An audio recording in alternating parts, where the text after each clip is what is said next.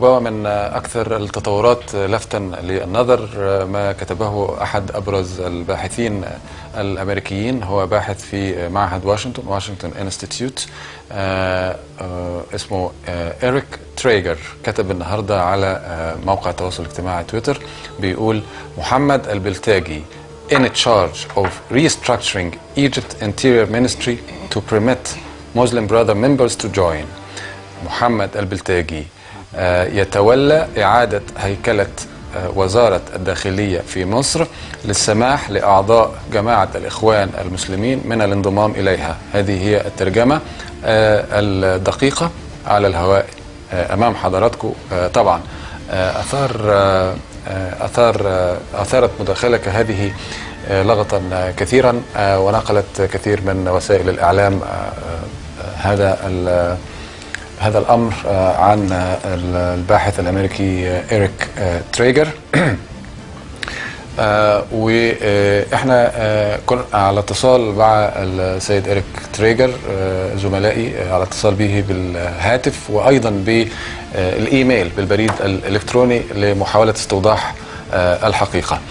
قبل ذلك خلونا نشوف لما رجع، هو كان موجود في مصر الأسبوع اللي فات، ورجع على معهد واشنطن وقدم يعني عرض أمام أعضاء المدعوين في معهد واشنطن على نتائج رحلته في مصر. قعد يحلل الموقف كله من أوله إلى آخره. في سياق الأمر ده هو اتكلم عن الدكتور محمد البلتاجي، وكتب الكلام اللي لسه قاريه على حضراتكم من شوية. هعرض على حضراتكم المقطع من العرض اللي هو قدمه إريك تريجر، واتكلم فيه. كان أساسا بيتكلم عن الجيل الجديد من أسميه يونج جنريشن، ما بين قوسين يونج، اللي هو يعتبر الصف الثاني، اللي هو من رأيه أنه هيتولى دفة الأمور في مصر من خلال جماعة الإخوان المسلمين. ذكر تحديدا 3 أسماء: دكتور سعد الحسيني الذي هو الآن محافظ لكفر الشيخ، وأسامة ياسين، مهندس أسامة ياسين الذي هو وزير للشباب، والدكتور محمد البلتاجي. كما قال في هذا الفيديو، هو وجه سؤالا إلى الدكتور محمد البلتاجي، قال له: أنا ملاحظ أنه الدكتور الحسيني لأنه قريب من المهندس خيرت الشاطر بقى محافظ، وملاحظ أنه المهندس أسامة ياسين لأنه هو كان بيدير دفة الأمور في الميدان في بدايات الثورة، وأيام ما كان الدكتور محمد مرسي بيديرها من داخل مكتب الإرشاد، بقى وزير. أنت ولا حاجة، ده التعبير بالظبط اللي استخدمه. You are nothing. هنشوف، خلونا نكمل الكلام اللي هو بيقوله بنفسه، واحنا حاولنا نكون دقيقين في الترجمة بتاعته على الشاشة. So I asked him point blank, I said, listen, there are 3 top young Muslim brothers who are up and coming.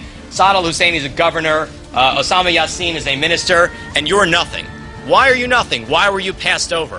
And he gave me a look, which is fair because it was a really rude question. And then he said to me, well, actually, I'm the one in charge of trying to reform the Interior Ministry. What does that mean? That means that he's going to try to make sure that the Interior Ministry is more open, which is code word for saying, and he sort of admitted this, that he's going to try to drop the restrictions on Muslim brothers entering the Interior Ministry. So actually, despite the fact that he has not been given a real governmental executive position, you should watch him because he's going to be the one who will be trying to restructure the Interior Ministry. Remember, the Brotherhood's 3 enemies, as they see it within the government, are the judiciary, state media, Interior Ministry. That's the إريك تريجر الباحث في معهد واشنطن، وهو يعرض نتائج زيارته البحثية إلى مصر الأسبوع الماضي. عرضها أمام أعضاء وزوار المعهد، وموجود الفيديو كاملا على موقع المعهد لمن يريد الرجوع إليه. نحن الذين ترجمنا بقدر استطاعتنا الأمر بشكل دقيق.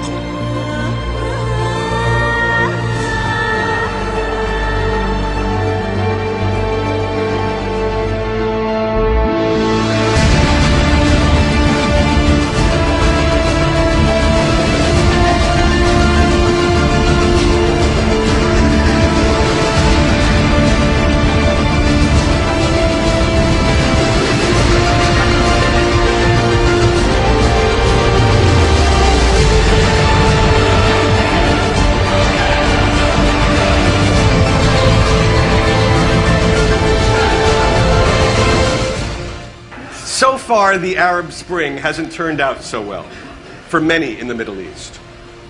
Is the Middle East really doomed to an Islamist winter?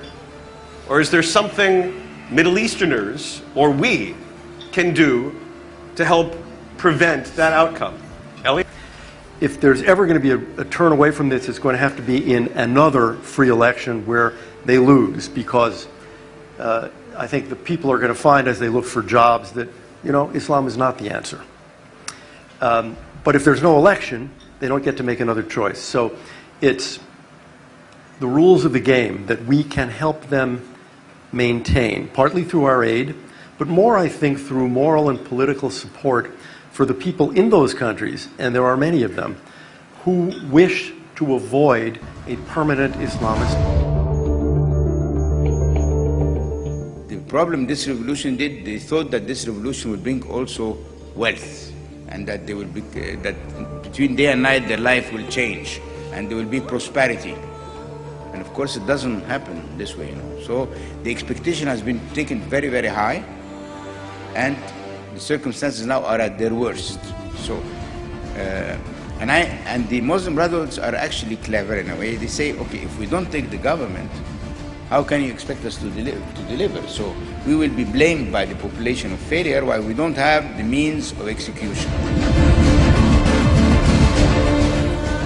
The army definitely doesn't want to cancel the treaty. The army definitely will never and never wants to go to war with Israel anymore. They actually have positive sentiments.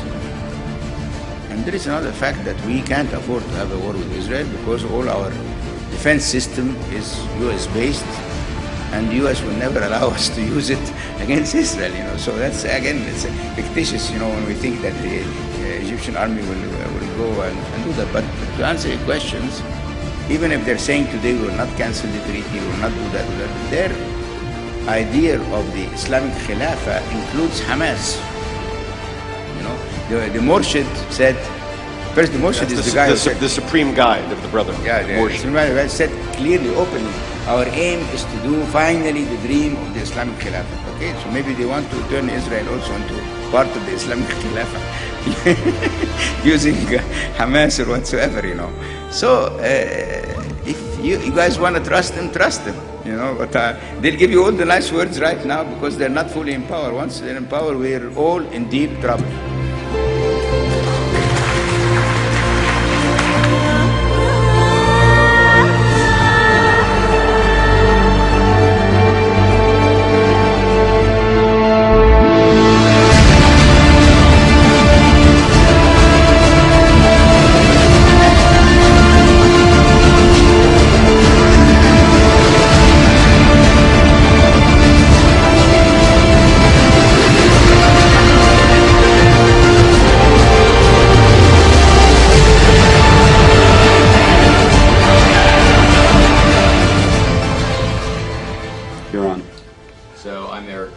I'm at the Washington Institute for Near East Policy, the Ira Weiner Fellow here, and I mean, I guess to deal with the question of how exactly the Arab Spring, and in particular the uprising in Egypt, has affected relations between Israel and Egypt, I guess the key thing to focus on is that Tahrir Square and the early stages of the revolt were not really about the United States, they weren't about Israel, they weren't about the treaty, they were really about overhauling a system of government which had become very objectionable to I wouldn't say most necessarily, but certainly many Egyptians who wanted a better future, felt that the current regime couldn't give it to them, saw an uprising in Tunisia and decided to follow suit.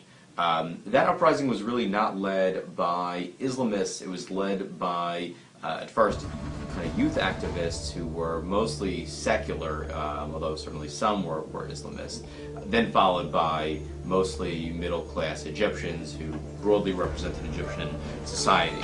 What's happened since then is that you've had a parliamentary election that was won overwhelmingly by Islamists, 47% of the parliament now seated by the Muslim Brotherhood, roughly another 24% by Salafists, and that could have very serious consequences in a couple of ways. One of which is that both have said they want to put the Camp David Accords to a referendum, Now, how they would execute this and what kind of pushback they would get from the military, it really remains to be seen, and I guess that's what people are counting on in being hopeful that the treaty will stand, that the military will push back, or that some sort of deal will be arranged. But it's, you know, I'm not that optimistic because I think the future is really in the Islamists' favor. The second question is, you know, even if the treaty remains in some shape or form, what happens to the Sinai? The Sinai right now is a very unstable region being overrun by warring Bedouin tribes who are in some instances crossing the border into Israel trying to launch attacks. One of which was quite successful back in August. And really, it's the instability of the Sinai that could create a climate in which Cairo and Jerusalem have to confront one another. That's really what we saw in August after the attack when Israel responded, accidentally killed Egyptian soldiers, and then Egypt,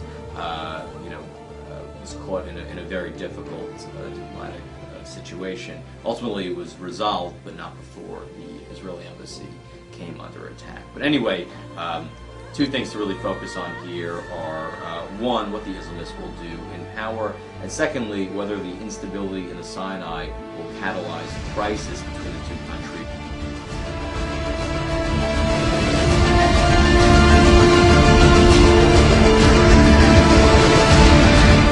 Welcome to the Washington Institute. Again, if we could please all turn off our cell phones because we are live streaming today's event. Over the last 2 weeks, 3 weeks, Institute staff members have fanned out throughout the Middle East, from Rabat to Dubai. And we've had people traveling to all corners of this region in order to return prior to President Obama's visit to the Middle East and inject some on-the-ground observations and insight into the deliberations inside Washington in the early weeks of this administration and as the administration prepares for the president's visit.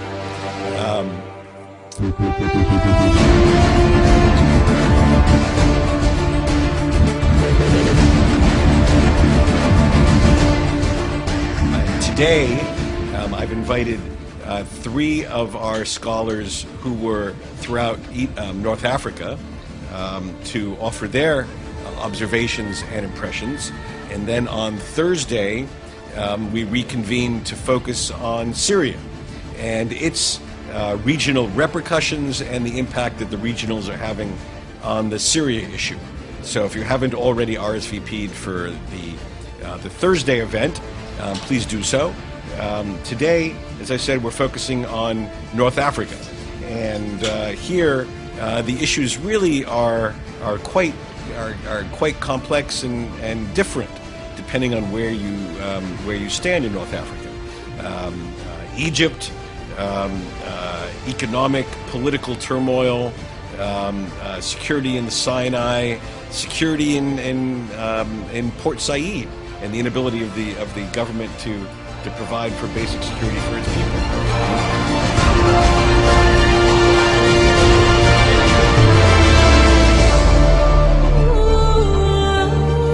I was in Egypt for a week, really a full week of work on the ground.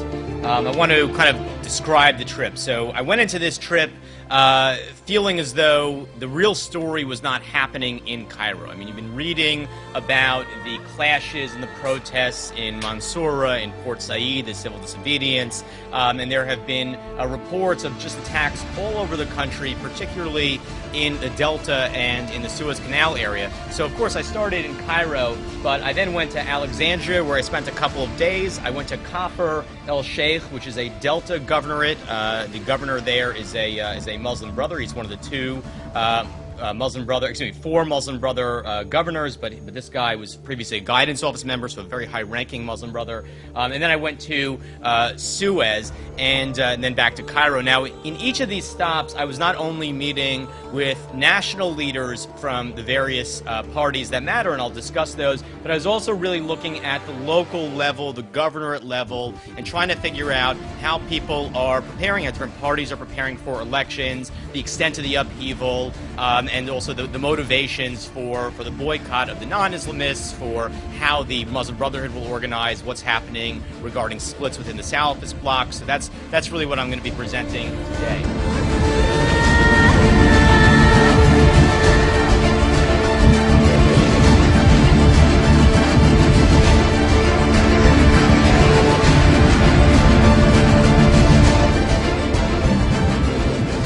Here's the short version of what I found. First of all, and I think this is a very important thing to focus on, the Muslim Brotherhood has power, but it has no control. And here I actually have to kind of correct myself, because I've been under the assumption for a while that yes, the Brotherhood would win elections, and that they're a totalitarian organization that would then seek to implement power, but the fact is the Brotherhood can't actually do it. They cannot, they simply do not know how to govern. They do not know how to work within a bureaucracy. They don't know how to manage a bureaucracy. And the more they've tried to enforce their rule, the greater the resistance has been.